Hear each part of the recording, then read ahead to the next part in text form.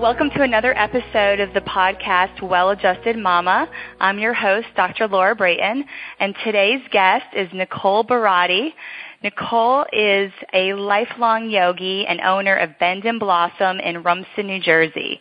She is a registered prenatal yoga teacher and is trained and accredited with the HypnoBirthing Institute as a certified hypnobirthing practitioner. She also is a certified childbirth educator, certified labor doula, and a lactation educator with the Childbirth and Postpartum Professional Association.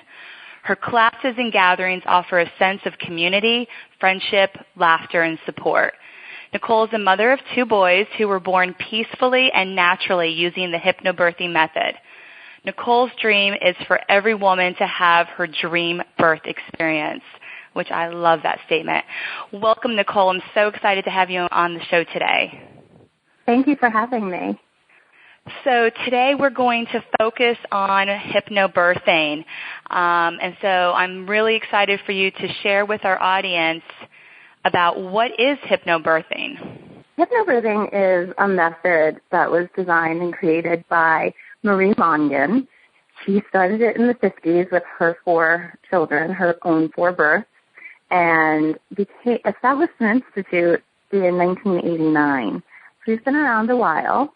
We have practitioners all over the world, all over the United States, obviously, and hypnobirthing is really a method of relaxation techniques, breathing the natural way for a peaceful, more calm birth.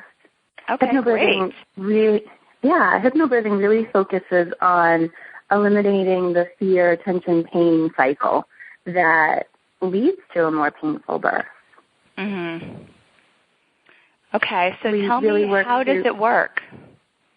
We use breathing and relaxation techniques to eliminate the need for anesthesia, episiotomy, and other interventions.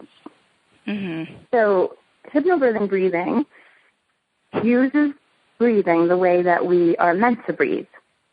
So to remember how we're supposed to breathe, we should think about a newborn baby, right? The newborn baby's belly rises on the inhale, and on the exhale, moves back into the body, right? So as the inhale, the diaphragm moves down, the belly rises.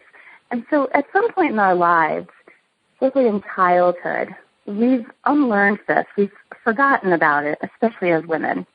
Mm-hmm.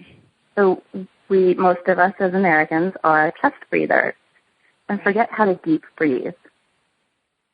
So we use 3 breathing techniques. The first one is called calm breathing. So we're breathing in, filling up the belly with breath, and the exhale is longer than the inhale. The second breathing is called surge breathing, and we would use that breath when we are having a surge or a contraction. So the breath fills up the belly with breath, sending the breath down to the lower part of the abdomen, and it's an equal in and out. So if you can breathe in to the count of 8, then you're breathing out to the count of 8, or to a rapid count of 20, and a rapid count of 20 on the exhale. So think about running a marathon. You're doing an aerobic exercise, and you're running. You're breathing in and breathing out to the same amount. Your exhale wouldn't be longer than your inhale because then that's a relaxing breath. Right. That breath is too calming. So you need the energy, you need the stamina to stay with that surge and not to let it get ahead of you. And then we use birth breathing. Mm-hmm. Birth breathing is very similar to a breath that we use in yoga, which is called the Ujjayi breath. So we're breathing in through the nose, and imagine that you're fogging a mirror at the back of your throat on the inhale. On the exhale, you're fogging a mirror in front of your nose. This sends the breath down the back body and helps with the natural expulsive reflex. So as you inhale through the nose, send the breath down the back body, the pelvic floor opens. As you exhale, the pelvic floor should move up because as the diaphragm moves up, the pelvic floor moves up. So this breath practiced through your pregnancy helps you get familiar with the muscles that you need to move your baby out. So these breaths are practiced during the pregnancy in preparation for birth. Exactly. Okay, great. The more you practice it, the more naturally it will come to you during your labor. Mm-hmm. And I completely agree with you how most Americans do not know how to breathe properly, pregnant or not pregnant. We forget what natural, normal breath is unless someone's perhaps going to yoga on a regular basis. And a lot of people are doing that stress breathing, short, shallow breathing from the chest and underutilizing their diaphragm and the power that comes with that and not fully oxygenating their lungs. Exactly. Okay, so besides the different breathing techniques, is there anything else to hypnobirthing? We use hypnosis, self-hypnosis. So there is no pendulum, no crystals. There is no loss of control, as in any hypnosis. There should be no loss of control in any form of hypnosis. The hypnosis that we see in comedy acts or on television that's meant to be funny, where the person is losing control and maybe dancing like Beyonce and doesn't remember it, is an act. Right. Self-hypnosis, you are in full control. You close your eyes, you check in with your breath, and you relax your body. You can use guided imagery, and you may choose not to. In our classes, there's 5 classes, 2.5 hours each class. And in each class, we do at least one guided imagery self-hypnosis exercise. Parents are given a CD with 2 self-hypnosis exercises on them, and they practice it throughout their pregnancy, listening to the CD every day for the length of their pregnancy. So the earlier they get started, the better. And the more practice, the better they are with their self-hypnosis by the time they get to their labor. So in order for start during first trimester, I recommend starting early second trimester. Okay. First trimester, there's a lot going on in the body, preparing, making decisions. First trimester would be ideal. But I recommend second trimester when the woman is feeling better and has more energy to focus on coming to classes. Oh, so the more you practice self-hypnosis, the better you are, just like with anything else. Think about running a marathon. I always use the marathon analogy when it comes to labor. If right now we said, hey, we're going to run a marathon, you and me, Dr. Laura, in November, and we both went online, we ordered the fanciest running shoes we could find, we signed up for our numbers, and then we went on Amazon and bought a book, How to Run a Marathon. We got all our things in the mail, put everything on the bookcase, we put our new shoes in the closet, and November 3rd came. It's the first Sunday in November, and I said, hey, remember that marathon? Would we be prepared? Oh. So it's just like a marathon. And I ran the New York Marathon, and it was hard. Right. So you know, what does it take to run a marathon? It takes mental preparation, and it takes physical preparation. That is true. And hypnobirthing does prepare you for both. You know, I love it. Like, there's the classes, but then there's also the homework. So there's a lot of opportunity for women to practice at home on their breath and their self-hypnosis. Is their partner a part of that as well? The partner is a part of that as well. We give scripts to the partner for him to read and to find his hypnotic voice. And the CDs are designed for the partners to listen to as well.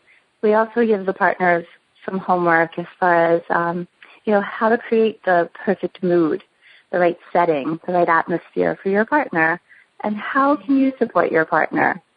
What will make your partner feel supported and loved throughout the process, and know that she's not doing any of these surges or any of this work by herself. Right. Oh, that's really beautiful. We also have some physical preparation. There are some poses and exercises that are borrowed from yoga, such as Taylor pose, or otherwise known as Baddha Konasana, prayer squat, or what Marie Mongan refers to as leapfrog, and child's pose, or polar bear pose, and massage. Cranial massage is done by the partner to help eliminate the need for an episiotomy and prevent tearing. So we do get the partners involved as much as possible. Yeah, it's nice. It's like it's a team. And the partners love the class. At first they're not sure. They don't know what to expect. But by the end, they just love the class and start to think of other ways that they can use hypnosis in other parts of their lives. That's really cool, too. They're learning a skill for life, as well as even breathing. Learning how to breathe properly is always helpful for, life in general. Absolutely. Yeah. And women Nicole, tell me after. Oh, go ahead. No, it's okay. I was going to ask you, are you done describing hypnobirthing, or is there any other parts? I think I'm done. Do you have any other questions about what hypnobirthing is? Well, now that we know what hypnobirthing is, I would like to talk about why there's such a need for it, especially in American culture and hospital births. Yeah, so I think that there's such a need for hypnobirthing in our culture because we have one of the highest rates of cesarean in the world. Currently, New Jersey is the number one state for the highest state of cesarean section.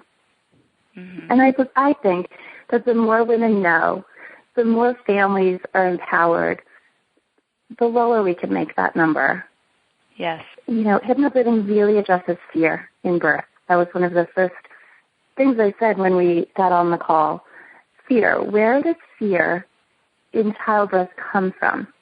We learn as little girls that birth is something that we should fear. And it's the media that's sending that message.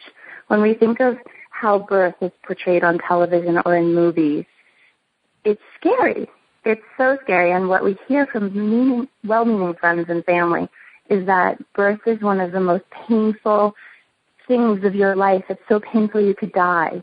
And that's simply not true. If I could do it twice, anyone can do it. So, we go in fearing that it's going to hurt so much. It's going to be the worst pain in my life. And it's just simply not true. Birth is nothing like it looks on TV. So I'm going to go back to the marathon. Birth starts with preparation. We know this is coming on. Right? And it starts at a nice slow pace. It's not like what we saw of Kirstie Alley in Look Who's Talking, where she's outside her apartment, she's in dire pain trying to hail a taxi. Those types of births are very rare, where you just go from nothing to 90 in under 2 seconds. Usually it's a slow start. You're at your slow, maybe light jog pace. And then you work up mile to mile, or centimeter by centimeter. And in hypnobirthing, I think that women really learn how to communicate well with their provider. We make scenarios. We give questions and how to talk to their providers about different scenarios and different options. So, and the whole 24-hour rule in the hospitals around here, where you have to be in active labor when you get admitted, and that's ideal, yes. But if you don't have a baby in 24 hours, they get nervous about why, and they start looking at surgical birth, where the average first labor is 24 hours, some longer, some shorter. And I really think that in our culture, we need more time. We've become a point-and-click, cut-and-paste culture. And birth is just not there. We need time to birth our babies. The other challenge with hospitals is malpractice, and they're coming from a place of fear. Once again, that word comes up, of making decisions rather than really looking at that individual woman and individual birth and whether or not she really is in danger and needing intervention, or she needs just more time. As a doula, sometimes I walk into the hospital room or to the client's home, and the first question they ask is, what time will the baby be here? What time will the baby be born? The parents, and they're nervous. They want it to be over. They're in a hurry. They can't wait to meet this little person that they've been waiting to meet for 40 or so weeks. But just the baby will be here when the baby is ready. Right. So, Nicole, in your bio, you mentioned experiencing 2 hypnobirths yourself. So you've personally had that experience of how hypnobirthing works. Is it possible to have a pain-free birth experience? I can't guarantee you a pain-free birth, but I can guarantee you a better birth. No matter how your birth turns out, you can still use hypnobirthing, no matter what the outcome. Women tell me that they wound up having a cesarean unexpectedly and still were able to use their hypnobirthing method and their hypnobirthing techniques they were still able to use their hypnobirthing techniques in the operating room. Right. And again, where does the pain come from? It comes from fear. When a relaxed cervix is fear-free, then it can be pain-free. Right. If the cervix is being resisted against fear, and the uterus is working so hard to move that baby down so that the baby is opening the cervix, it's going to be uncomfortable. And then that cycle of fear, tension, pain. And it's a vicious cycle. Once you're in that cycle, it's very hard to bring the mom out of that cycle.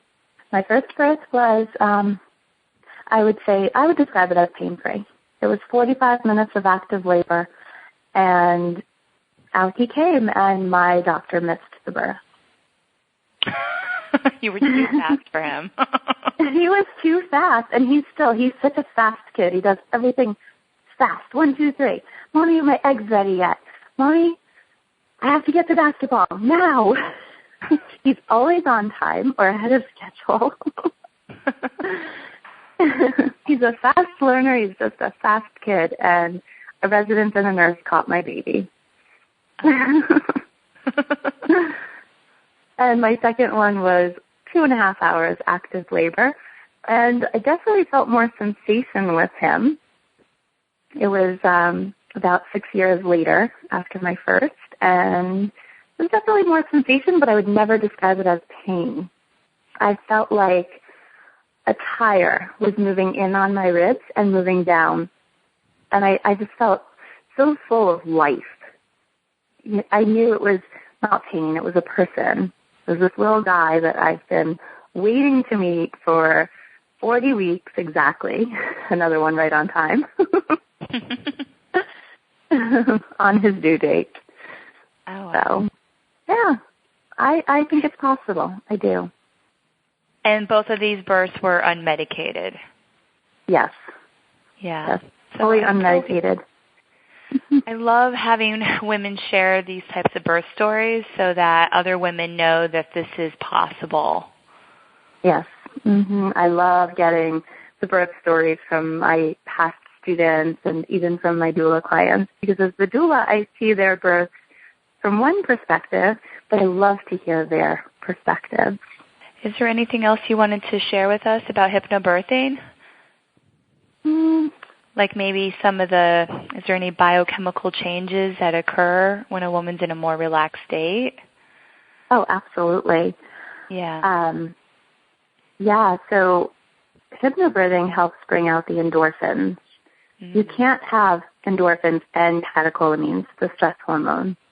So endorphins are 200 times more effective than morphine. And this has been scientifically shown. catecholamines are the stress hormones, and endorphins work to shut down the catecholamines. I'm often asked if you can do this without training, if you can have a hypnobirth without training. I believe that there's no replacement for coming to the classes and for reading the book and listening to the self-hypnosis CDs, unless you are already using hypnosis yourself regularly, daily, and you are breathing, deep breathing at all times, during stressful times, during not stressful times, and you are really in control of your breathing. But it's really, if you look at the big picture of hypnobirthing, it's the way we're meant to breathe, and it's the way that we're meant to relax. But somewhere along our journey of life, we've lost that. We've forgotten how to relax, and we've forgotten how to breathe. So true. I see so many pregnant women in my office, being in the New York metro area, that are in oversympathetic, fight or flight, just go, go, go, go, go. And ideally during pregnancy, there's this slowing down that's occurring and a relaxation that's occurring throughout the pregnancy.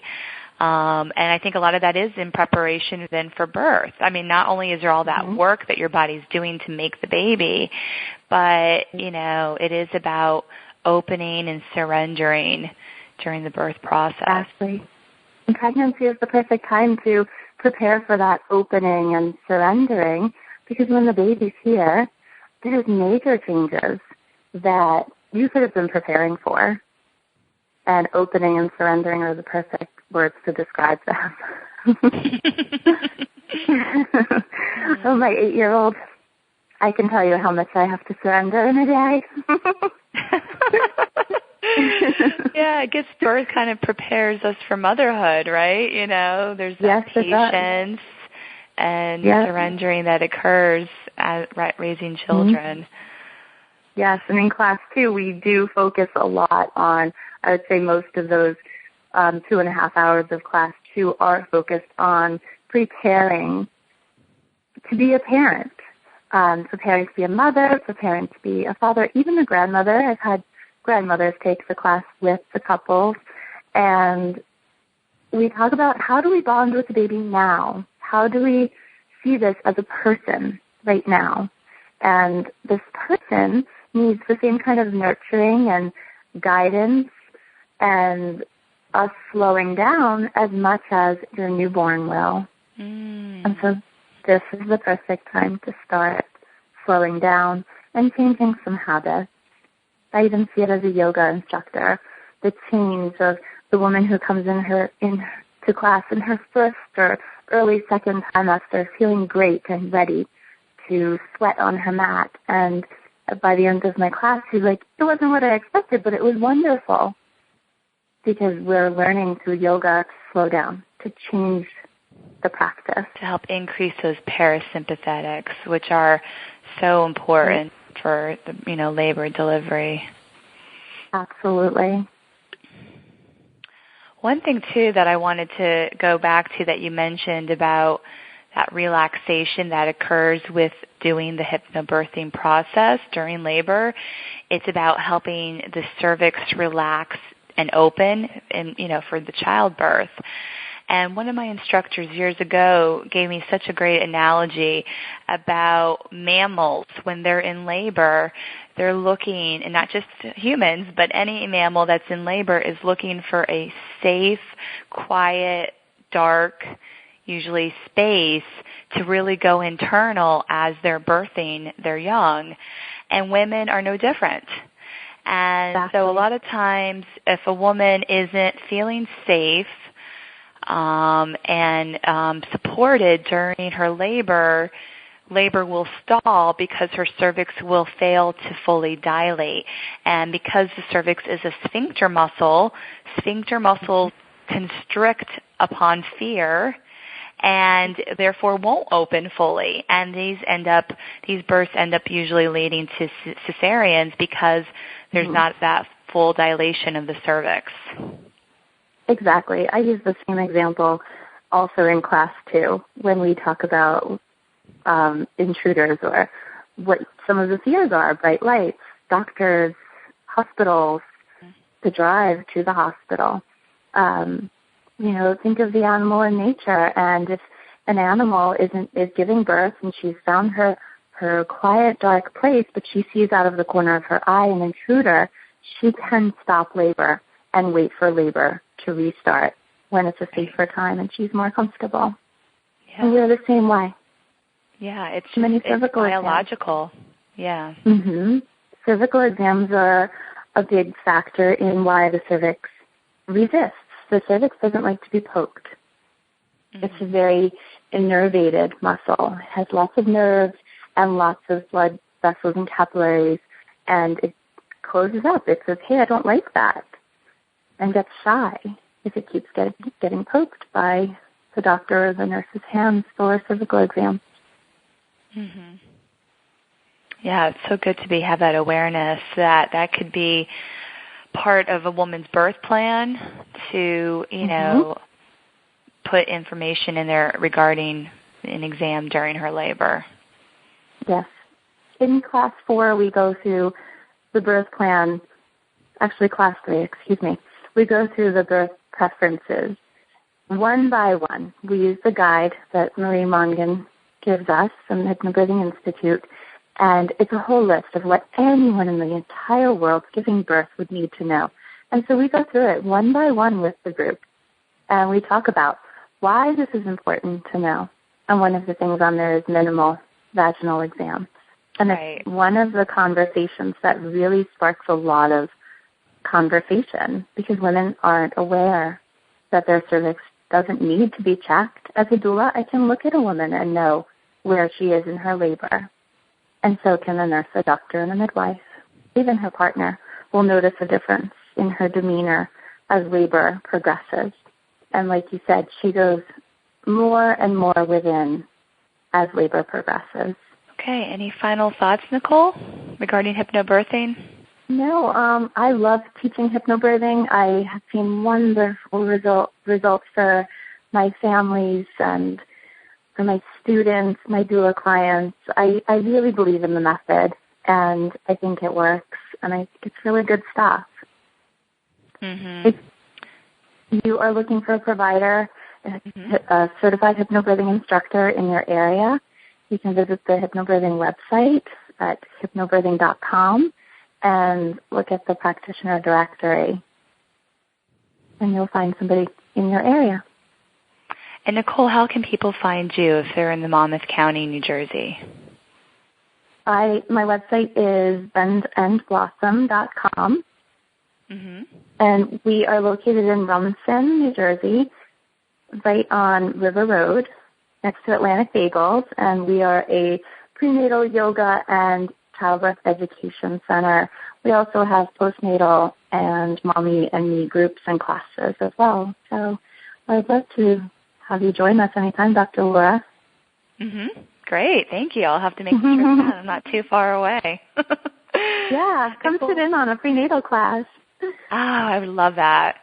Thank you so much for coming on the show today and enlightening us with information about hypnobirthing. Thank you so much.